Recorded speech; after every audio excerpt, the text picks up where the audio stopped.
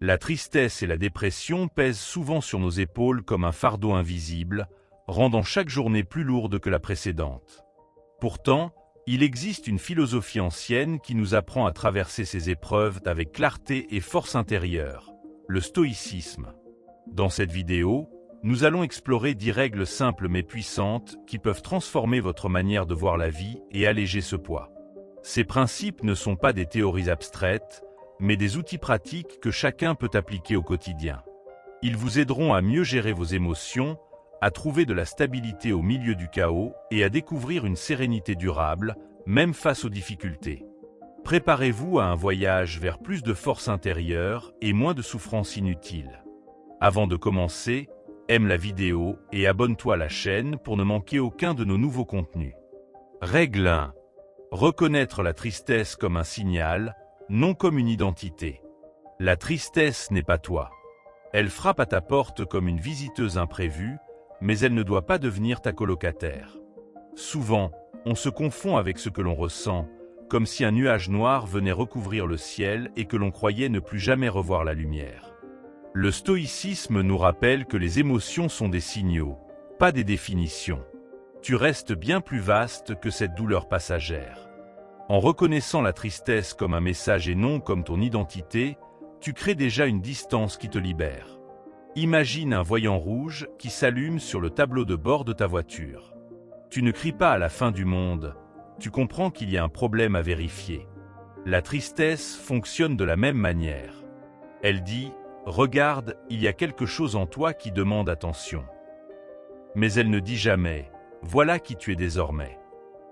La clé, c'est de voir dans ce signal une invitation à mieux te connaître. Beaucoup cherchent à fuir cette douleur en s'occupant sans cesse, en avalant distraction et plaisir rapide. Mais ce n'est qu'un pansement sur une blessure plus profonde. Le stoïcisme nous enseigne que ce qui est ignoré ne disparaît pas, cela s'enracine. Alors, au lieu de courir, arrête-toi. Respire. Regarde en face cette tristesse. Elle devient moins effrayante quand tu cesses de la traiter comme un ennemi. Assieds-toi un instant et imagine que la tristesse est un ami venu te parler. Tu ne l'insultes pas, tu ne le chasses pas. Tu l'écoutes. Et en l'écoutant, tu découvres peut-être ce qui manque, ce qui te fait mal, ce qui doit changer. Le courage stoïcien n'est pas d'être insensible, mais d'oser entendre ce que ton cœur tente de dire. Les émotions ressemblent aux vagues qui secouent un bateau en pleine mer.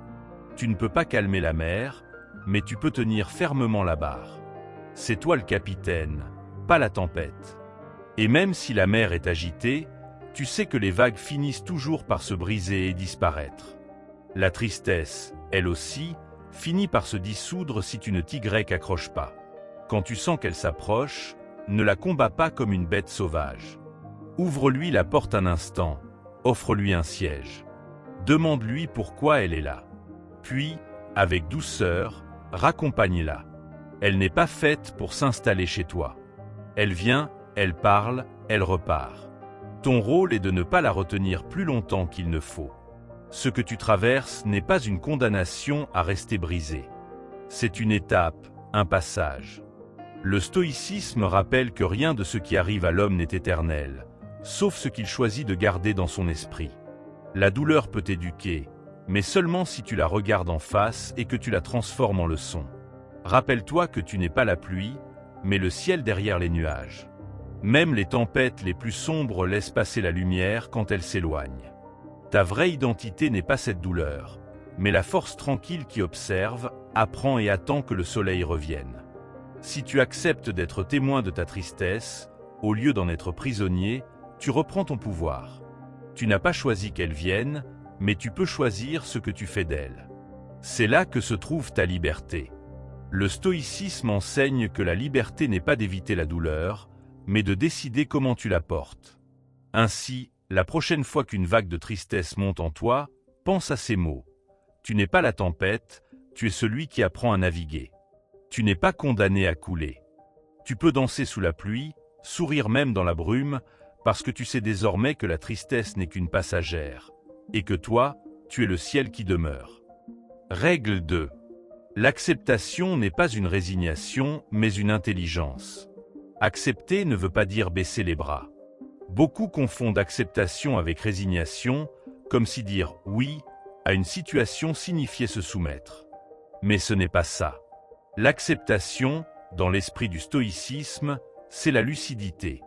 C'est comprendre que certaines choses échappent à ton contrôle et que résister ne fait qu'augmenter la souffrance.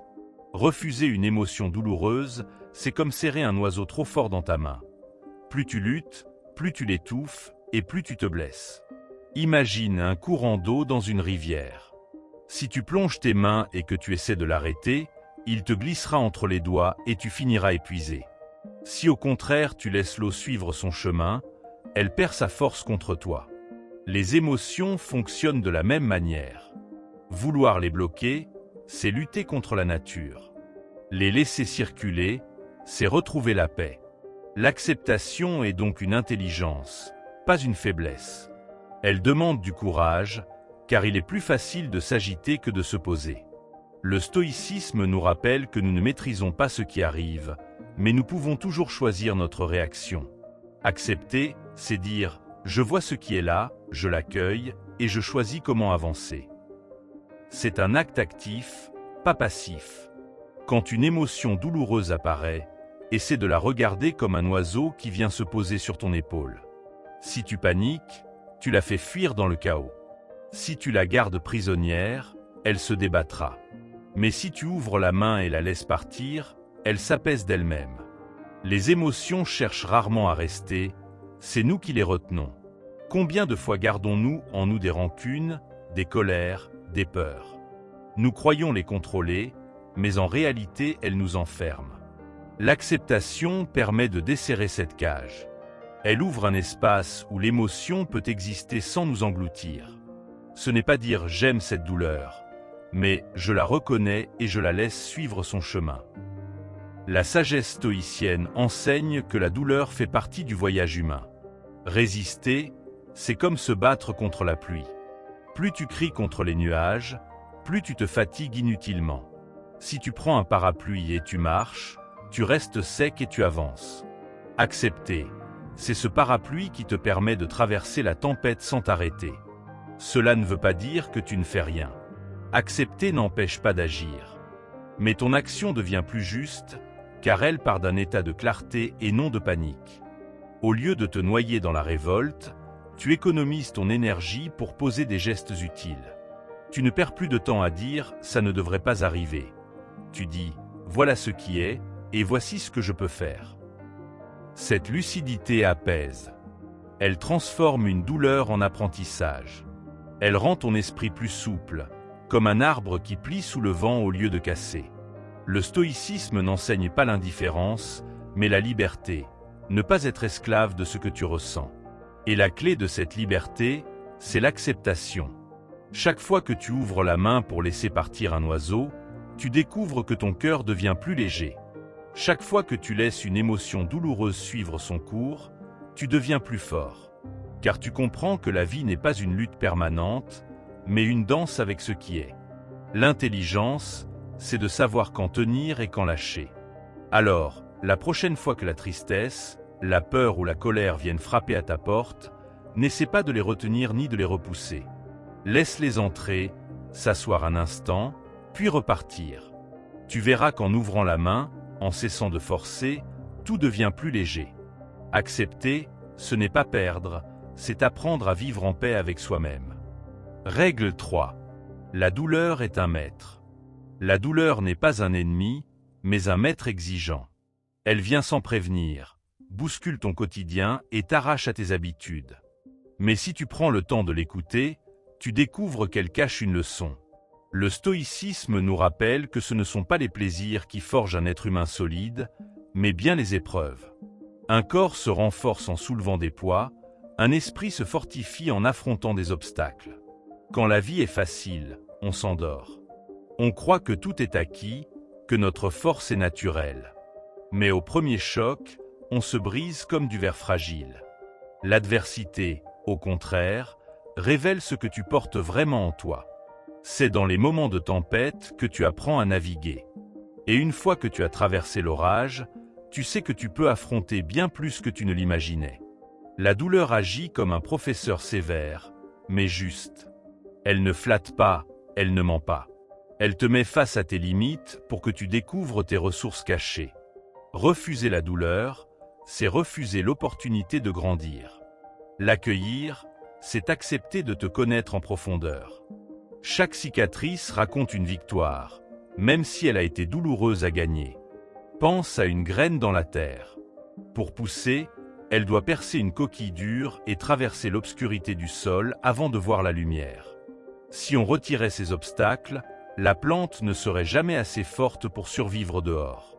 De la même façon, tes épreuves te préparent à affronter le monde. Elles ne t'écrasent pas, elles t'entraînent. Le stoïcisme ne cherche pas à supprimer la douleur, mais à l'utiliser. Il dit « Ce que tu ne contrôles pas peut devenir ton terrain d'entraînement ». Si tu acceptes un obstacle, il cesse d'être une muraille et devient une marche. Chaque difficulté gravie te rapproche de ta propre liberté intérieure. La douleur devient ainsi ton allié, même si elle se présente avec dureté. Beaucoup passent leur vie à chercher le confort et à éviter toute peine. Mais à force d'esquiver, ils s'affaiblissent. Un muscle non utilisé s'atrophie, une âme qui fuit la douleur reste immature. Ce n'est pas dans la facilité que l'on se forge, mais dans le feu de l'adversité. Le caractère se trempe comme le fer dans la fournaise. Accepter la douleur, ce n'est pas aimer souffrir. C'est comprendre que derrière chaque difficulté se cache une opportunité. Quand tu te dis « Pourquoi cela m'arrive-t-il ?» tu restes prisonnier. Quand tu changes la question en « Qu'est-ce que cela m'enseigne ?» tu ouvres une porte vers la liberté. C'est ainsi que la douleur devient force. Et quand tu regardes en arrière, tu réalises que les moments les plus difficiles ont souvent été ceux qui t'ont le plus transformé. Tu n'es plus le même après avoir traversé l'épreuve. Tu as gagné de la résilience, de la sagesse, de la confiance. La douleur te dépouille, mais elle te reconstruit plus solide, comme un artisan qui polit la pierre brute. Ce que tu considérais comme une malédiction peut devenir ton plus grand atout. Les larmes versées deviennent source d'empathie, les échecs nourrissent la détermination, les pertes enseignent la gratitude. Le stoïcisme montre que rien n'est inutile si tu choisis de le transformer. Même ta douleur peut devenir un trésor caché. Alors, la prochaine fois que tu fais face à l'adversité, rappelle-toi que ce n'est pas une punition. C'est un maître silencieux qui te tend une leçon. Tu peux choisir de fuir et de t'effondrer, ou tu peux choisir de te dresser et d'apprendre. Et dans ce choix se trouve ton véritable caractère, celui qui ne dépend plus des circonstances, mais de ta force intérieure. Règle 4. La nature illustre la résilience. Regarde la nature après une catastrophe. Quand un incendie dévore une forêt, on croit que tout est perdu. Pourtant, quelques mois plus tard, de jeunes pousses apparaissent. La vie revient, plus forte et plus dense. Le stoïcisme nous enseigne que nous sommes semblables à cette forêt. Même brûlés par les épreuves, nous portons en nous une force de régénération que rien ne peut éteindre. Les arbres mêmes sont des maîtres de résilience. Certains portent des cicatrices profondes sur leur tronc, mais continuent de s'élever vers le ciel. Leur solidité ne vient pas de l'absence de blessures, mais de leur capacité à grandir malgré elles.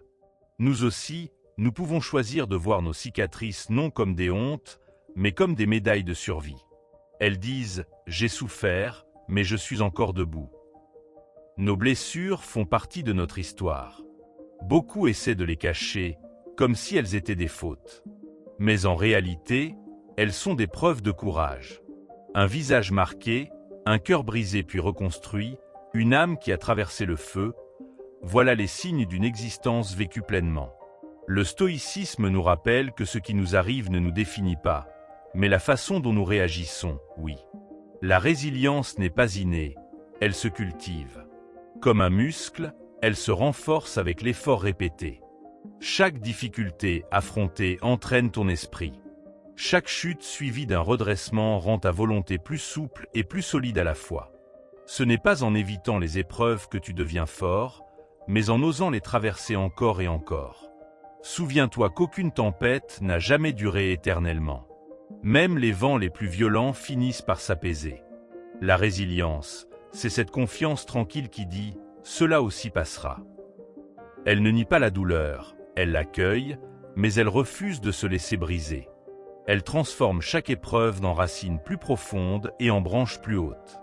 Quand tu regardes autour de toi, tu vois que la nature n'abandonne jamais. Une fleur pousse même entre les fissures du béton. Un ruisseau trouve toujours un chemin, même s'il est bloqué par une pierre. La vie cherche sans cesse à continuer. En t'inspirant de cette persistance, tu peux trouver la force de recommencer, peu importe la gravité de ta chute. Le stoïcisme invite à voir en chaque cicatrice une histoire. Si tu acceptes de les montrer, tu offres un témoignage de force à ceux qui t'entourent. Ton courage devient un exemple. Car la résilience n'est pas seulement pour toi, elle inspire aussi les autres. Elle dit au monde, si moi j'ai pu renaître, toi aussi tu le peux. N'oublie pas que la douleur forge un caractère que rien d'autre ne peut donner. Le confort rend fragile, mais l'adversité rend invincible. Ta résilience se construit chaque jour, dans les petites comme dans les grandes batailles. C'est en tombant et en te relevant que tu deviens plus grand que tes blessures. La prochaine fois que tu sentiras une cicatrice en toi, regarde-la avec fierté. Elle ne raconte pas ta faiblesse, elle raconte ton combat. Elle prouve que tu as traversé quelque chose que d'autres n'auraient peut-être pas supporté. Elle est ton drapeau planté sur une montagne difficile, un rappel de ta force intérieure. Ainsi, sois comme la forêt après l'incendie. Porte tes marques, mais continue de pousser vers la lumière. Ta résilience est ton héritage invisible, un muscle que la vie entraîne jour après jour. Et chaque cicatrice est la preuve que tu as déjà survécu à tant de tempêtes, et que tu es prêt à en surmonter encore d'autres. Règle 5. La solitude n'est pas l'abandon, mais un laboratoire intérieur. La solitude effraie beaucoup de gens, car elle est confondue avec l'abandon. Pourtant, être seul ne veut pas dire être rejeté. Le stoïcisme rappelle que la vraie liberté se trouve dans l'indépendance intérieure. Quand tu n'as plus besoin du regard des autres pour exister, tu découvres une autonomie profonde. La solitude devient alors un laboratoire secret, un espace où tu observes ton esprit sans masque ni bruit extérieur. Dans ce silence, tu apprends à te rencontrer vraiment. Souvent, nous passons notre vie à courir derrière l'approbation, les compliments, les validations. Nous cherchons à être aimés, reconnus, acceptés. Mais en réalité, nous nous éloignons de nous-mêmes. La solitude est ce moment où tu poses toutes ces recherches et où tu regardes enfin à l'intérieur. C'est là que commence le vrai travail sur soi. Imagine un scientifique dans son laboratoire. Il observe, il teste, il note ses réactions. Tu peux faire la même chose avec ton esprit. Qu'est-ce qui t'apaise? Qu'est-ce qui t'inquiète? Quels sont tes vrais désirs et tes fausses illusions? En devenant ton propre chercheur, tu transformes la solitude en un terrain d'expérimentation. Tu cesses d'être victime de tes émotions, tu apprends à les comprendre. Le stoïcisme enseigne que nous devons cultiver une indépendance d'esprit. Cela ne veut pas dire rejeter les autres, mais ne plus être esclave de leur opinion. En silence, tu entends ta voix intérieure. Tu réalises que tu n'as pas besoin de 1000 regards pour exister. Tu es suffisant. Ce constat n'apporte pas de l'orgueil, mais de la paix. La solitude te met face à tes peurs. Beaucoup la fuient parce qu'ils craignent ce qu'ils vont y trouver. Le vide, l'ennui, parfois la douleur. Mais ce sont justement ces instants qui révèlent tes véritables forces. Si tu oses rester seul un moment, tu découvres que tu n'es pas vide, mais plein de ressources insoupçonnées. La peur s'efface devant la connaissance de soi. C'est aussi dans cette intimité avec toi-même que tu construis ton autonomie. Celui qui sait être seul n'a plus peur de perdre l'autre. Il aime sans dépendre, il partage sans s'accrocher. Il n'attend plus que le monde lui dise qui il est, car il le sait déjà.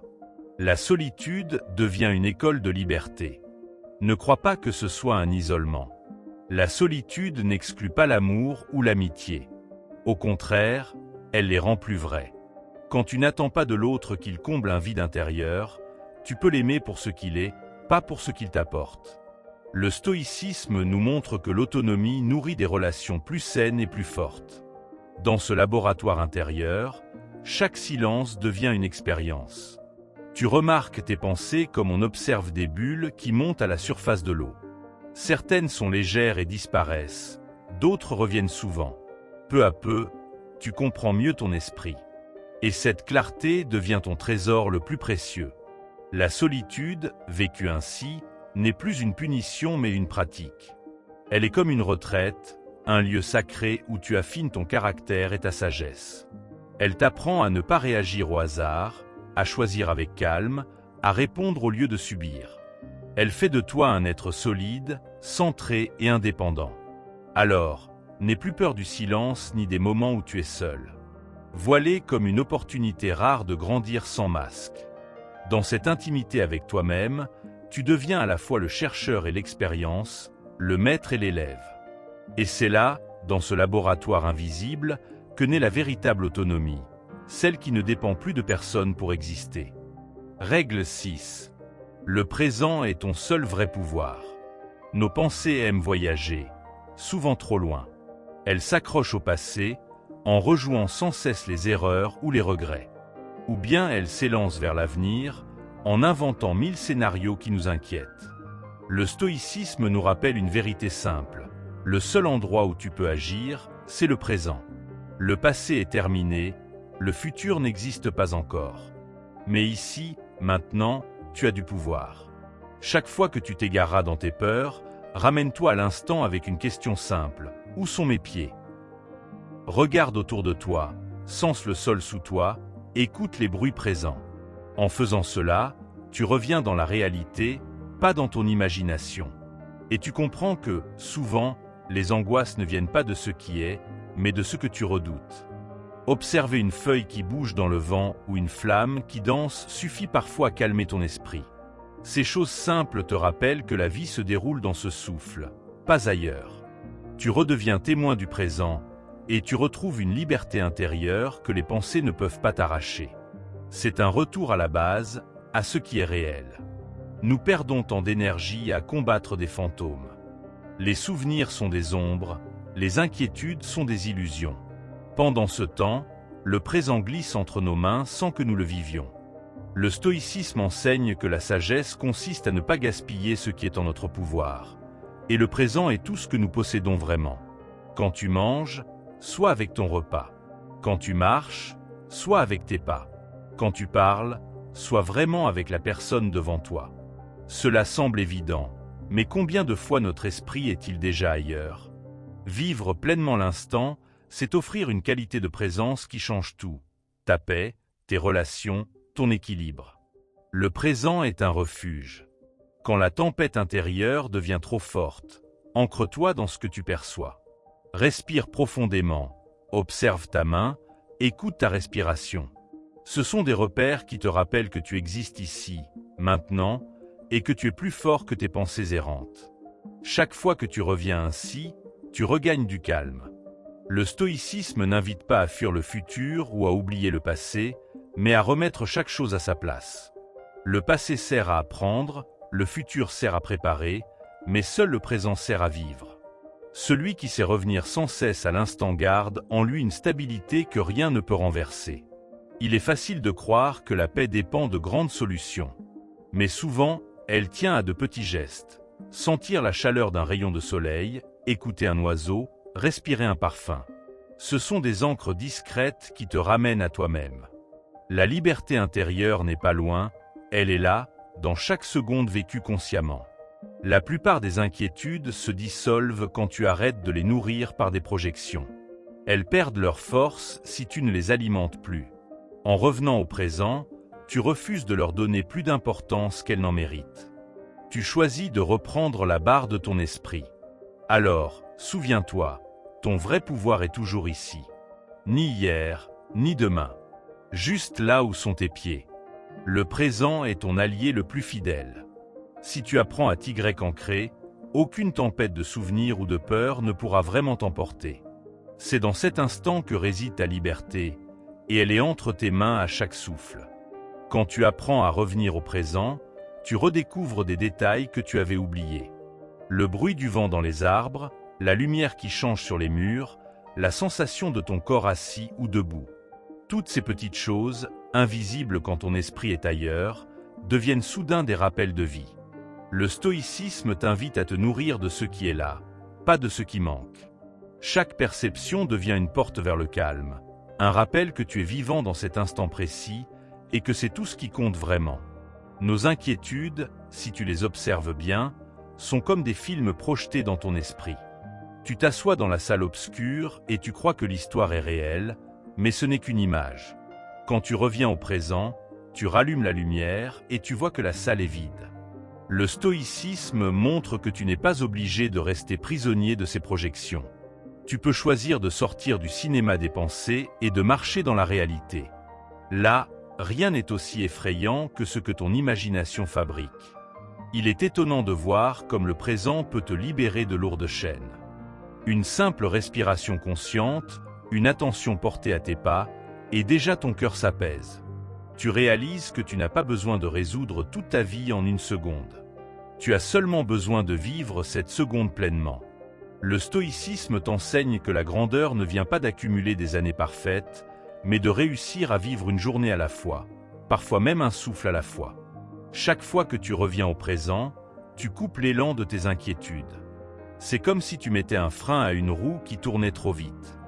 Tes pensées ralentissent, ton corps retrouve de l'espace.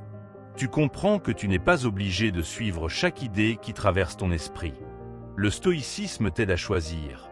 Est-ce que cette pensée m'aide maintenant ou m'enferme-t-elle ? Le présent devient alors un filtre qui sépare l'utile du superflu. Il y a une sagesse simple à observer la nature autour de toi.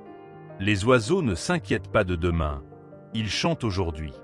Les fleurs n'attendent pas une saison idéale, elles s'ouvrent quand le moment est venu. En te reliant à ces exemples, tu vois que la vie est toujours vécue dans le présent. Le stoïcisme t'invite à imiter cette simplicité. Tu n'as pas besoin de prédire l'avenir pour vivre, mais seulement de savourer l'instant qui est là, comme un cadeau fragile mais réel. Tu peux transformer le présent en un refuge secret. Quand ton esprit s'emballe, ferme les yeux, inspire et demande-toi « Que puis-je faire maintenant, à cette seconde ?» Souvent la réponse est simple. Respirer, marcher, écouter, être attentif. Tu découvres que ce petit pouvoir suffit pour créer du calme. C'est une habitude à cultiver, comme on muscle son corps. Le stoïcisme t'encourage à pratiquer cette présence chaque jour, jusqu'à ce qu'elle devienne naturelle. Les soucis du passé et les peurs de demain ne disparaîtront pas complètement, mais tu peux leur enlever leur pouvoir. En revenant sans cesse à l'instant, tu réduis leur emprise sur toi. C'est comme si tu réapprenais à tenir les rênes de ton esprit. Tu n'empêches pas les chevaux de courir, mais tu décides de la direction. Le stoïcisme rappelle que ta liberté ne dépend pas de ce que tu vis, mais de la manière dont tu choisis de l'habiter. Dans le présent, tu redécouvres aussi la gratitude.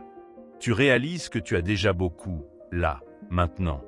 Un souffle d'air, un corps qui fonctionne, une possibilité de ressentir, de penser, d'aimer. Nous passons tellement de temps à attendre quelque chose de plus grand que nous oublions de voir ce qui est déjà là.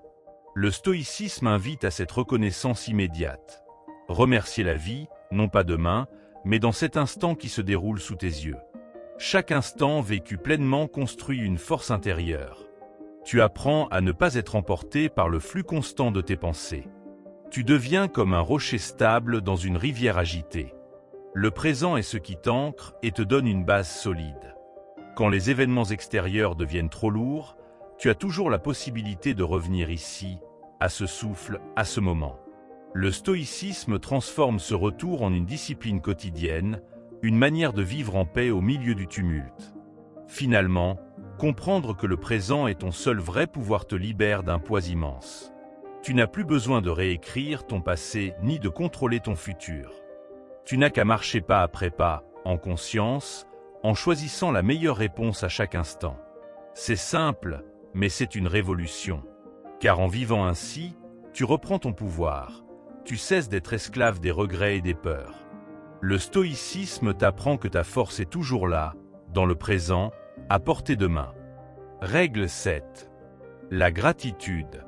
La gratitude n'est pas un déni de la douleur. Elle n'efface pas les blessures, mais elle ouvre un espace où tu peux respirer malgré elle.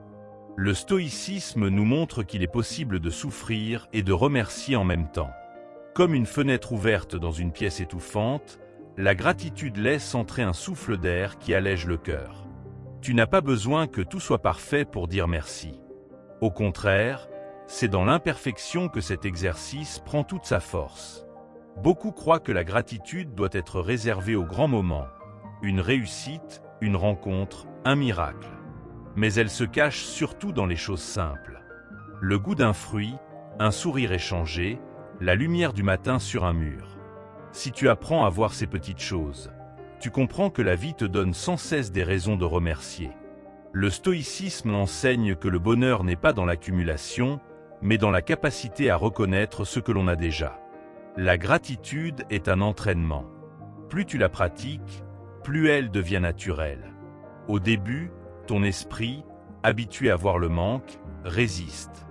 Mais petit à petit, tu changes de regard. Tu ne demandes plus sans cesse « qu'est-ce qui me manque ?» mais « qu'est-ce qui est déjà là ?» Et cette bascule transforme ta vie. Ce n'est pas le monde extérieur qui change, c'est ton regard qui s'éclaire. Même dans l'épreuve, la gratitude trouve sa place.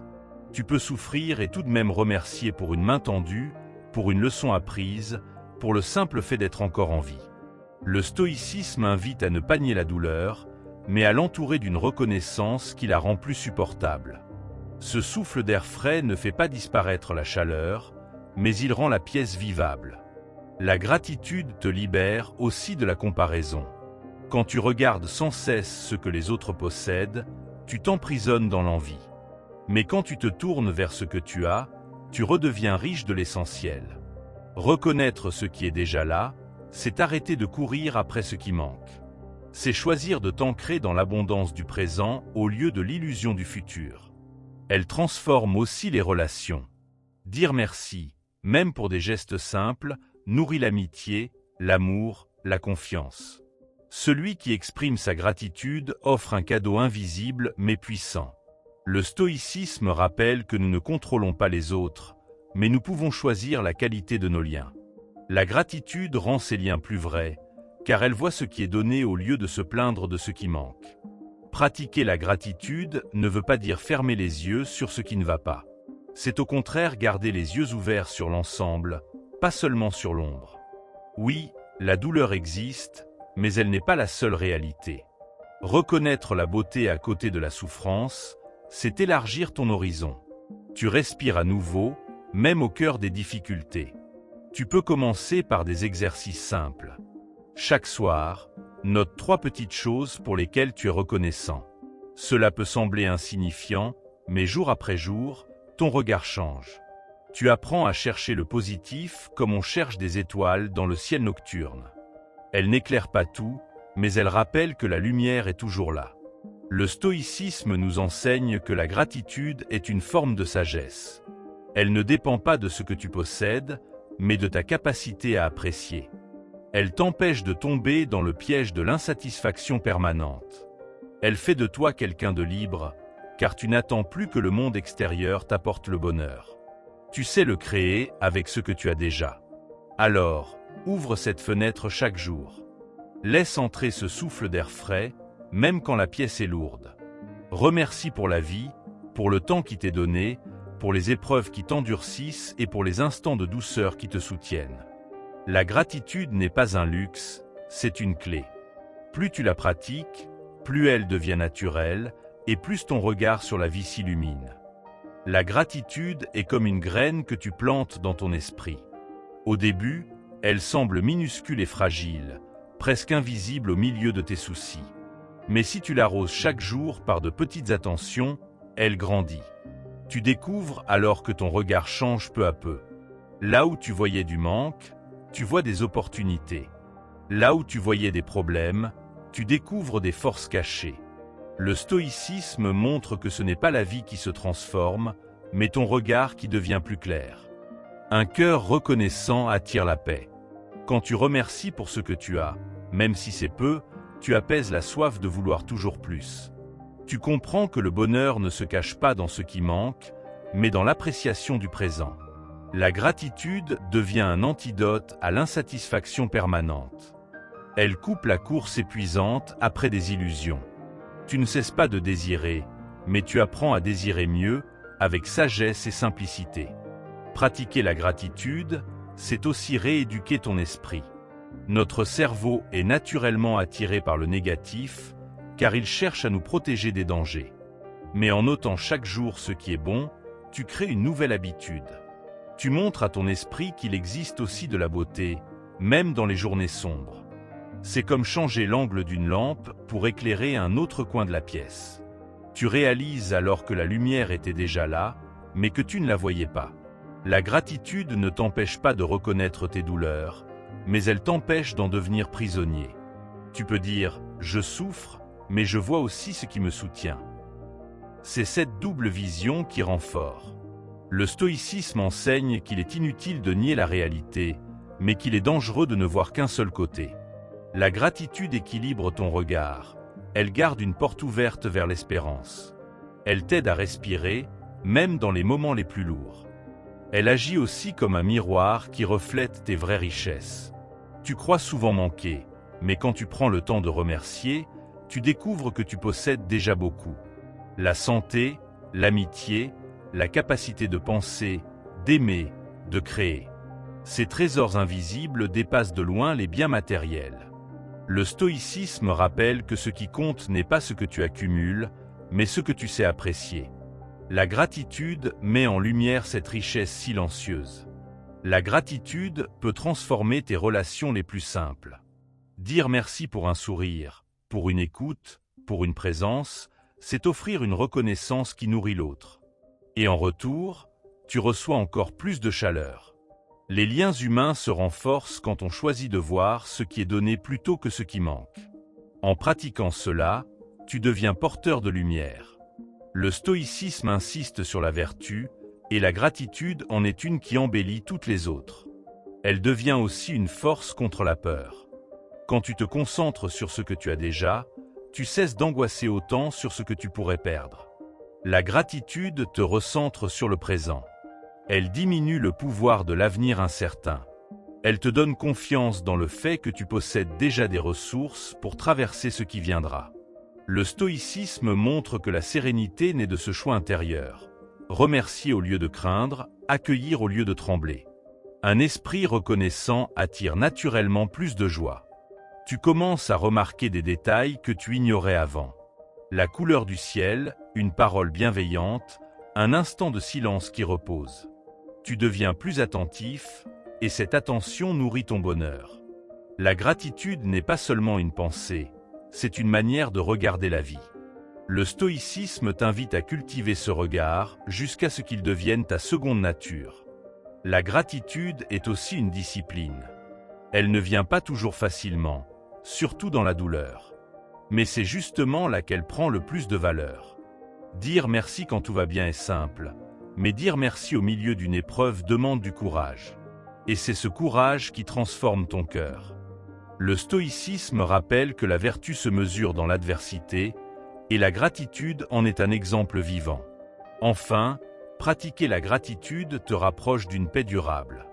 Tu cesses de courir après l'inaccessible et tu découvres que la vie, telle qu'elle est, contient déjà des trésors.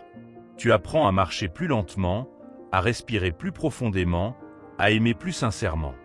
La gratitude n'est pas seulement un exercice, c'est une façon d'être. Elle t'ancre dans le réel, elle éclaire ton esprit, et elle te montre chaque jour que, même au milieu des tempêtes, la vie garde des éclats de beauté à honorer. Règle 8. La solitude. Dans un monde où tout va vite et où chaque instant est envahi par des notifications, la solitude devient rare. Pourtant, elle n'est pas un vide à fuir, mais un espace à cultiver. Le stoïcisme nous rappelle que celui qui sait être seul n'est jamais prisonnier. La solitude n'est pas l'absence d'amour ou d'amitié, mais la possibilité de se retrouver, d'entendre sa propre voix sans le bruit des autres. Elle devient une force tranquille, une respiration au milieu du tumulte. Beaucoup confondent solitude et isolement. L'isolement est subi, douloureux, il enferme. La solitude, elle, peut être choisie, et dans ce choix, elle devient liberté. Quand tu décides de passer du temps avec toi-même, tu ne rejettes pas le monde, tu le regardes simplement avec plus de recul. Le stoïcisme invite à ce détachement lucide. Tu apprécies la compagnie, mais tu n'en es pas dépendant. Tu choisis la présence, tu n'y es pas contraint. Le silence qui accompagne la solitude est précieux. Dans ce silence, tu entends ce que tu ne remarques pas d'habitude. Le rythme de ta respiration, le poids de tes pensées, la clarté de tes désirs. C'est comme si, en coupant le bruit extérieur, tu rallumais une lampe intérieure. Le stoïcisme voit dans cette introspection une discipline essentielle. Gouverner son esprit avant de prétendre gouverner quoi que ce soit d'autre. La solitude agit comme un gouvernail invisible. Quand tu plonges, tu reprends la direction de ton esprit. Tu observes où vont tes pensées, tu corriges leur course, tu choisis ton cap. Sans cet espace, tu risques de dériver au gré des influences extérieures. Mais avec lui, tu retrouves ton axe, ton identité profonde. Le stoïcisme enseigne que la liberté commence là, dans la capacité de se posséder soi-même. Être seul ne signifie pas être vide. Au contraire, c'est un moment où tu découvres la richesse qui sommeille en toi. Tu te rends compte que tu n'es pas seulement ce que les autres disent, mais aussi ce que tu observes en silence. Dans cette intimité avec toi-même, tu apprends à reconnaître tes forces, à apprivoiser tes faiblesses. Le stoïcisme transforme ainsi la solitude en un laboratoire de sagesse. La société moderne nous pousse à croire que plus nous sommes entourés, plus nous sommes heureux. Mais ce n'est pas toujours vrai. Beaucoup se sentent seuls au milieu de la foule parce qu'ils ne se connaissent pas eux-mêmes. La vraie présence commence par soi. Celui qui s'accepte dans la solitude peut ensuite se donner sincèrement aux autres. C'est une vérité que le stoïcisme nous rappelle avec clarté. La solitude est aussi une école de maîtrise émotionnelle. Quand tu es seul, tu ne peux pas te distraire en accusant les autres de tes humeurs. Tu dois te confronter à tes colères, tes peurs, tes désirs. C'est difficile, mais c'est aussi une occasion de croissance. Chaque moment passé dans le silence est une épreuve douce qui te rend plus fort, plus conscient, plus libre. Elle n'est pas une punition, mais un choix conscient. En apprenant à apprécier ta propre compagnie, tu découvres que tu n'as pas besoin d'être constamment validé.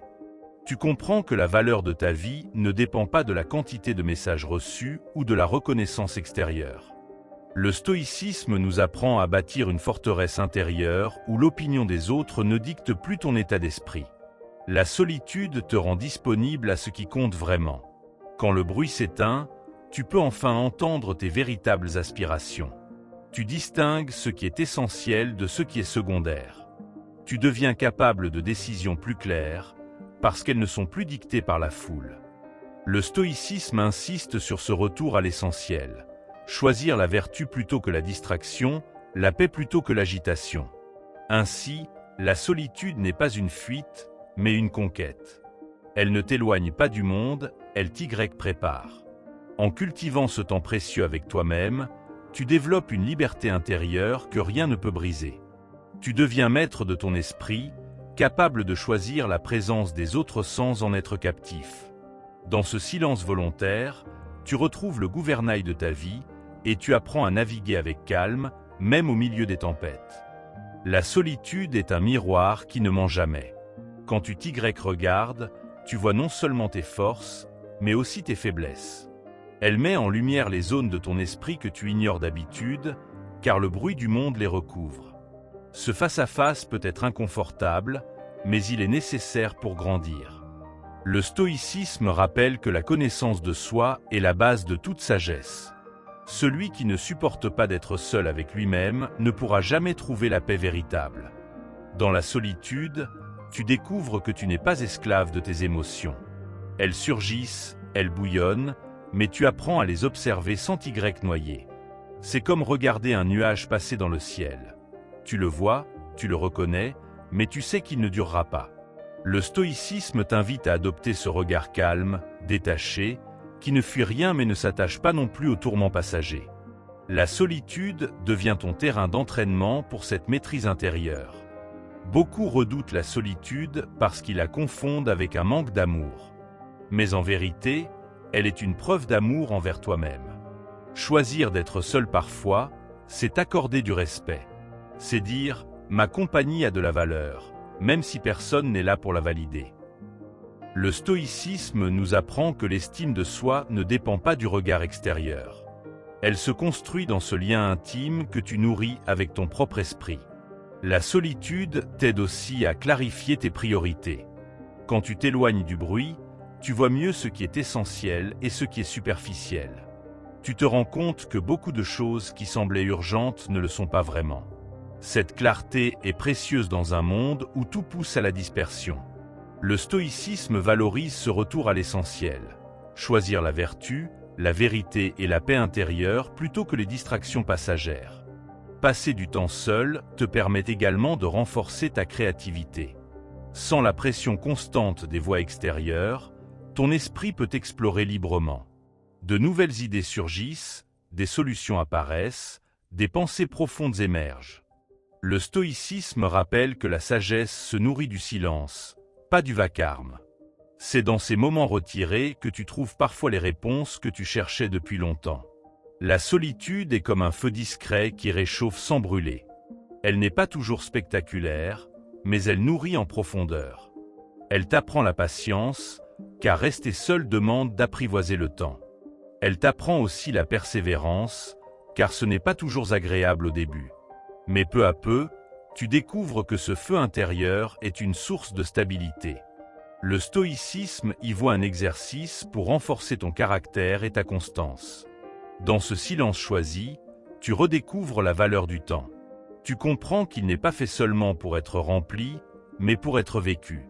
La solitude ralentit ton rythme, elle te rappelle que chaque instant est précieux.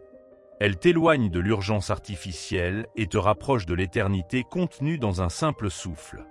Le stoïcisme insiste sur cette attention à l'instant présent comme une source de liberté et de sérénité. La solitude n'est pas une coupure du monde, mais une préparation à y retourner plus fort. Quand tu reviens vers les autres après un temps de retrait, tu es plus disponible, plus attentif, plus vrai. Tu n'attends plus d'eux qu'ils comblent un vide en toi, tu viens partager une richesse que tu as trouvée dans ton propre cœur. Le stoïcisme rappelle que la vertu se vit aussi en communauté, mais qu'elle se construit d'abord dans l'intimité de l'âme. La solitude t'offre un bouclier contre la dépendance. Celui qui ne sait pas rester seul cherche sans cesse à se remplir des autres, au risque de s'attacher de manière toxique. Mais celui qui apprécie sa propre compagnie ne vit plus dans le manque. Il peut aimer sans chaîne, donner sans calcul, recevoir sans peur de perdre. Le stoïcisme enseigne que cette autonomie est la vraie liberté, celle que rien ni personne ne peut enlever. Enfin, la solitude est une école de gratitude. Quand tu t'arrêtes dans le silence, tu remarques des choses que tu ne voyais plus. La chaleur du soleil, le goût d'un repas simple, la beauté d'un silence partagé. Ces découvertes te rappellent que la vie est déjà pleine de richesses. Le stoïcisme montre que le bonheur n'est pas dans ce que tu cherches à accumuler, mais dans la manière dont tu regardes ce qui est déjà là. La solitude t'ouvre les yeux et t'ancre dans cette vérité lumineuse. Règle 9. L'écriture stoïcienne. Écrire, c'est se regarder sans filtre. Le journal stoïcien n'est pas fait pour impressionner qui que ce soit, mais pour être un miroir sincère de ton esprit. Chaque mot posé sur la page agit comme une lampe qui éclaire tes zones d'ombre. Ce que tu ignores en toi, l'écriture le fait apparaître. Le stoïcisme nous invite à cette honnêteté radicale. Mieux vaut affronter la vérité nue sur papier que de vivre dans l'illusion. C'est là que commence la vraie transformation. Quand tu écris, tu structures ce qui semblait confus. Dans ta tête, tout se mélange, inquiétude, désir, colère, espoir. Mais sur le papier, tu mets de l'ordre.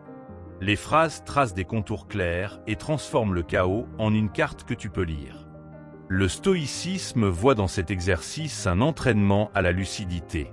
Écrire, c'est apprendre à penser droit. C'est transformer un tumulte intérieur en un chemin compréhensible. Le journal devient un compagnon discret. Il ne juge pas, il n'interrompt pas, il ne se lasse pas. Il reçoit tes vérités les plus intimes avec patience. Et en te relisant, tu découvres que certaines douleurs étaient exagérées, que certaines peurs n'étaient que des ombres. Le stoïcisme rappelle que l'esprit humain grossit souvent les obstacles. L'écriture est une manière de les réduire à leur taille réelle. Elle apaise, car elle clarifie. Écrire, c'est aussi apprendre à dialoguer avec soi-même. Sur la page, tu poses des questions et tu y réponds avec honnêteté. Tu deviens ton propre maître, mais aussi ton propre élève. Le stoïcisme nous enseigne que la sagesse ne s'impose pas de l'extérieur. Elle se construit en nous. Le journal est cet espace où la sagesse prend forme, mot après mot, jusqu'à devenir une voix intérieure plus solide. La pratique quotidienne de l'écriture crée une discipline. Même quelques lignes suffisent pour t'ancrer. Tu y notes ce qui t'a troublé, ce qui t'a donné de la joie, ou ce que tu aimerais t'améliorer demain. Ce rituel n'est pas une contrainte, mais une hygiène de l'esprit. Le stoïcisme valorise cette régularité. Comme on entraîne son corps, on entraîne son âme par de petits gestes répétés. Chaque mot écrit est un pas vers la clarté. En tenant un journal, tu apprends à observer tes émotions sans t'y identifier. Au lieu de dire « je suis colère », tu écris « aujourd'hui, j'ai ressenti de la colère ». Cette nuance est immense. Elle crée une distance, elle t'empêche d'être avalé par ce que tu ressens. Le stoïcisme insiste sur cette séparation entre toi et tes émotions. Tu n'es pas elles, tu les traverses. L'écriture rend cette séparation concrète. Il arrive aussi que l'écriture révèle des forces cachées. En racontant tes difficultés, tu découvres que tu les as déjà surmontées. En notant tes progrès, tu prends conscience de ton évolution. Le stoïcisme voit dans cette mémoire écrite une source de confiance. Relire ton journal, c'est constater que tu as survécu à ce que tu croyais insupportable. C'est une preuve silencieuse que tu es plus résilient que tu ne l'imaginais. Écrire ne demande ni talent littéraire, ni phrase parfaite. Il suffit d'être vrai. Plus les mots sont simples, plus ils touchent. Le stoïcisme privilégie la clarté à l'ornement. Ce n'est pas un concours d'éloquence, mais un exercice d'authenticité. Ton journal peut être brouillon, raturé, intime. Ce désordre apparent cache une richesse immense. Il contient ton esprit en mouvement, ton humanité en construction. La plume devient une arme douce contre la confusion. Chaque ligne posée éloigne un peu plus le chaos. Tu te sens moins prisonnier de tes pensées, car tu les as déposées ailleurs. Tu libères de la place pour la paix et la réflexion.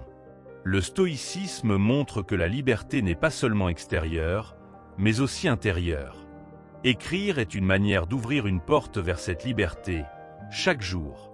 Enfin, l'écriture stoïcienne t'apprend à devenir spectateur de toi-même. Elle t'élève au-dessus de ton agitation quotidienne et t'offre un regard plus large. Ce recul est une école de sagesse. Tu ne subis plus tes émotions, tu les comprends.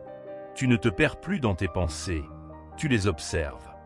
Et dans cette pratique simple, presque humble, tu découvres une puissance immense, celle de te connaître, de te guider et de rester maître de ton esprit au milieu des tempêtes.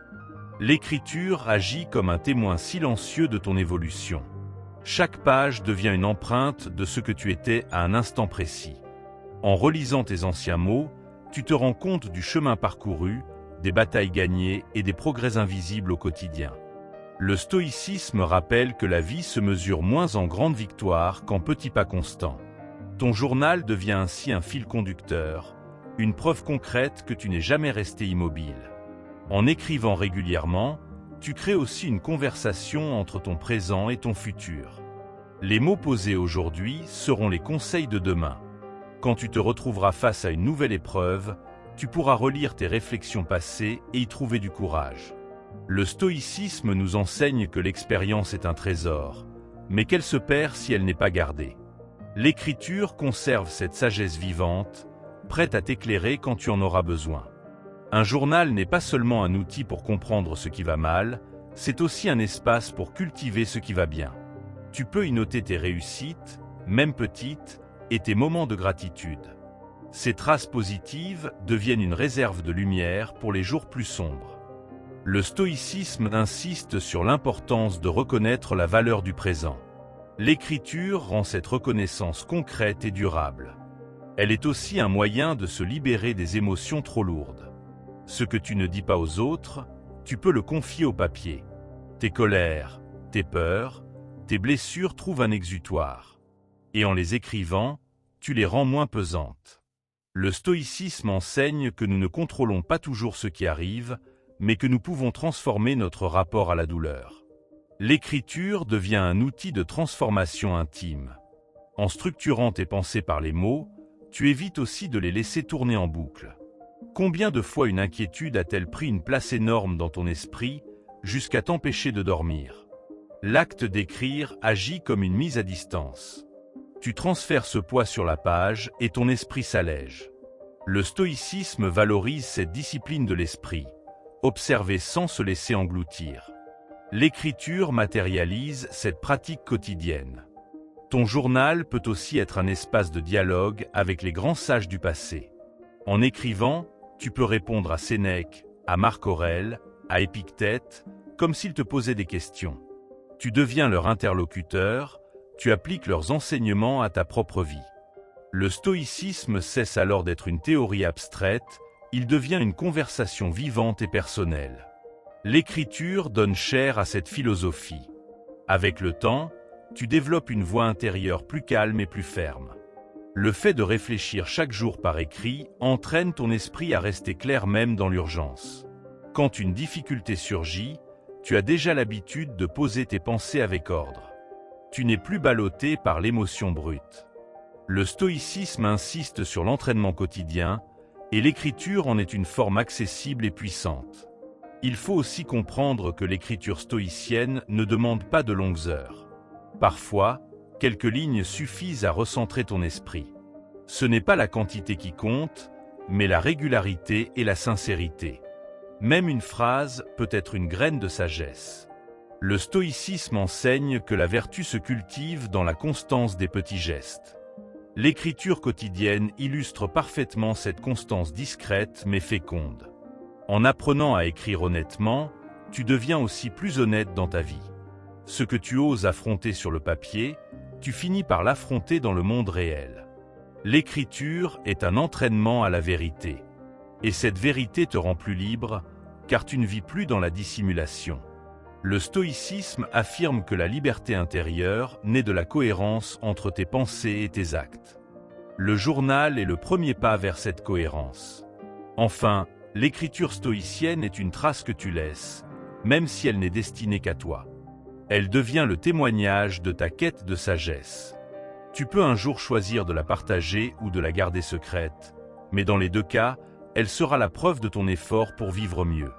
Le stoïcisme rappelle que le travail sur soi est une œuvre continue.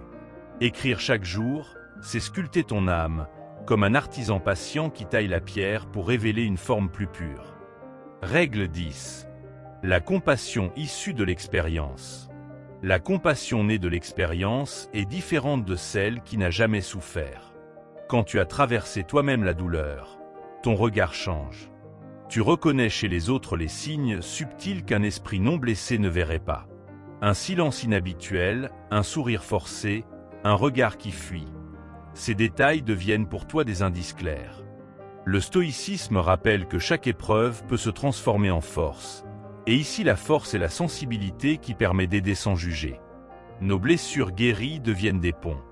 Elles nous relient à ceux qui traversent encore ce que nous avons connu. Là où tu aurais pu garder amertume ou rancune, tu découvres la possibilité de tendre la main.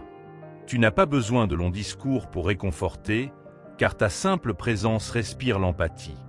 Le stoïcisme enseigne que la vertu n'est pas seulement intérieure, mais qu'elle rayonne dans nos relations. La compassion devient ainsi une application concrète de la sagesse. Cette sensibilité est comme un super pouvoir discret. Elle ne brille pas, elle n'attire pas l'attention, mais elle agit profondément. Tu deviens capable de voir au-delà des apparences, d'offrir un mot, un geste, une écoute au moment juste. La compassion née de la douleur est humble. Elle ne dit pas « je comprends tout », elle dit simplement « je suis là ».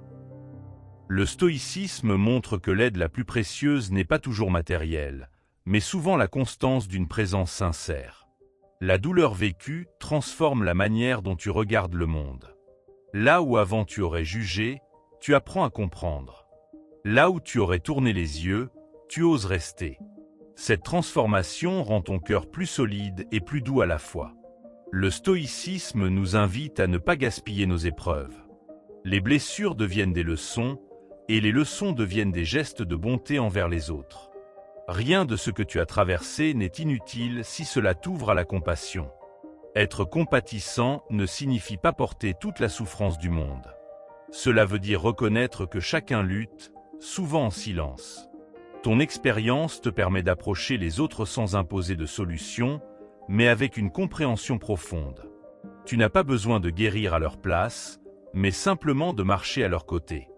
Le stoïcisme insiste sur ce rôle, être un soutien solide sans se perdre soi-même. La compassion devient alors équilibre entre aide et force intérieure.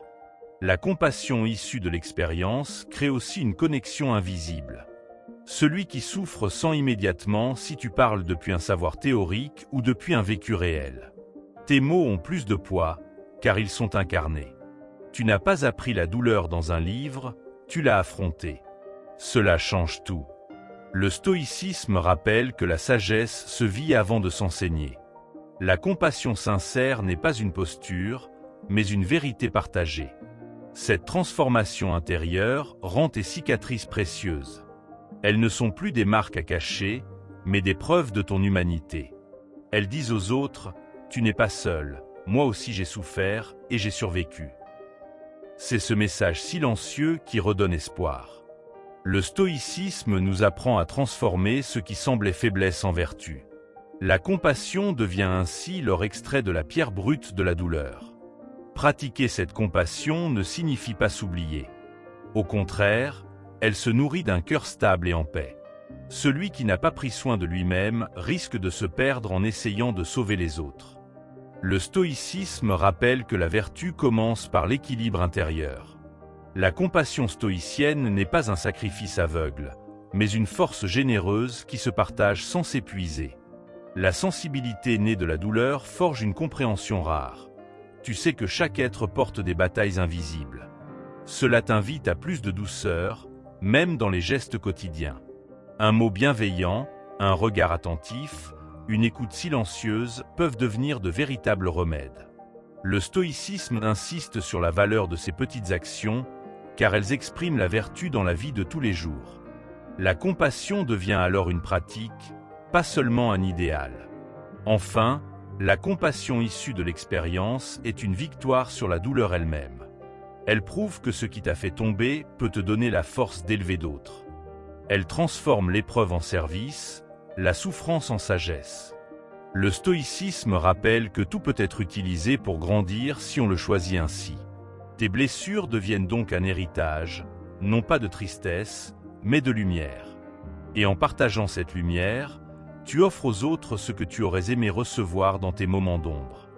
La compassion née de l'expérience est un langage silencieux que seuls ceux qui ont souffert savent parler. Elle se manifeste dans la manière de poser une main, de soutenir un regard, d'écouter sans interrompre. Celui qui a traversé la douleur sait que parfois les mots sont inutiles, que la vraie aide est une présence stable. Le stoïcisme enseigne que la vertu ne se prouve pas par des discours, mais par des actes. La compassion devient alors ce langage universel qui touche le cœur sans avoir besoin de paroles. Cette sensibilité transforme aussi la manière dont tu juges les autres. Là où autrefois tu aurais pu condamner une faiblesse, tu apprends à voir la souffrance cachée derrière le comportement. La personne agressive n'est peut-être qu'une âme blessée. Le stoïcisme rappelle qu'il faut distinguer l'acte de la personne. Comprendre n'est pas excuser, mais reconnaître l'humanité derrière les fautes. La compassion issue de l'expérience t'aide à poser un regard plus juste et moins dur. Elle agit aussi comme une passerelle entre générations et cultures. La douleur est une expérience universelle, et partager sa compassion permet de dépasser les différences. Peu importe d'où tu viens ou ce que tu possèdes, la souffrance rapproche et la compassion unit. Le stoïcisme insiste sur cette fraternité humaine. Nous faisons tous partie du même monde et nos blessures sont un terrain commun pour bâtir la compréhension. La compassion rend concret ce lien invisible. Vivre cette compassion au quotidien te protège aussi de l'amertume. Quand tu choisis de transformer tes blessures en force pour aider, tu empêches la douleur de te figer. Elle devient mouvement, énergie, lumière. Le stoïcisme rappelle que la vie n'est pas ce qui t'arrive, mais ce que tu décides d'en faire. En choisissant la compassion, tu refuses que ta souffrance soit vaine. Tu en fais une semence qui peut donner des fruits de bonté. La compassion issue de l'expérience n'est pas spectaculaire. Elle se vit souvent dans l'ombre, sans reconnaissance. Mais c'est justement sa force. Elle est sincère, désintéressée, libre de tout calcul. Tu aides parce que tu sais ce que c'est d'avoir eu besoin d'aide. Le stoïcisme enseigne que la vertu véritable n'a pas besoin d'être vue. Elle agit dans le silence, comme une racine qui nourrit sans chercher la lumière. Cette forme de compassion te rend plus attentif à ce qui est fragile. Tu développes une perception affinée des moments où un simple geste peut changer une journée. Un sourire offert à la bonne personne, une oreille attentive au bon moment, un mot rassurant au milieu d'un doute. Ce sont des choses qui paraissent petites, mais qui, pour celui qui les reçoit, peuvent être immenses. Le stoïcisme rappelle que la grandeur réside souvent dans la simplicité. La compassion que tu portes est aussi un apprentissage pour toi-même. En reconnaissant la souffrance des autres, tu continues de guérir tes propres blessures. Chaque acte de bonté est une manière de réconcilier ton passé avec ton présent. Le stoïcisme insiste sur ce cercle vertueux. Ce que tu donnes te renforce, ce que tu offres aux autres t'élève toi aussi. La compassion devient donc une école continue de croissance personnelle. Elle développe également ton humilité. Quand tu vois que chacun porte des douleurs invisibles, tu cesses de croire que tes épreuves sont uniques ou plus lourdes que celles des autres. Cette prise de conscience te rend plus doux, plus humble, plus humain. Le stoïcisme enseigne que nous sommes tous soumis aux mêmes lois de la vie. Naissance, perte, souffrance, mort. La compassion issue de l'expérience est une façon de reconnaître cette égalité fondamentale. Cette compassion ne consiste pas seulement à consoler, mais parfois à donner l'exemple. En montrant que tu as traversé la douleur et que tu continues d'avancer, tu offres un modèle vivant d'espérance. Tu deviens la preuve que la souffrance peut être transformée. Le stoïcisme rappelle que les actes valent plus que les mots. Ta résilience devient un témoignage silencieux qui inspire plus que n'importe quelle leçon théorique. Enfin, la compassion issue de l'expérience construit une chaîne invisible. Chaque fois que tu aides, tu allèges le poids de quelqu'un. Cette personne, à son tour, pourra un jour tendre la main à un autre. Ainsi, ta douleur transformée ne profite pas seulement à toi, mais se propage de cœur en cœur. Le stoïcisme enseigne que nous sommes liés dans une communauté humaine. Par ta compassion, tu participes à ce cercle vertueux où la souffrance se change peu à peu en sagesse partagée et en lumière collective.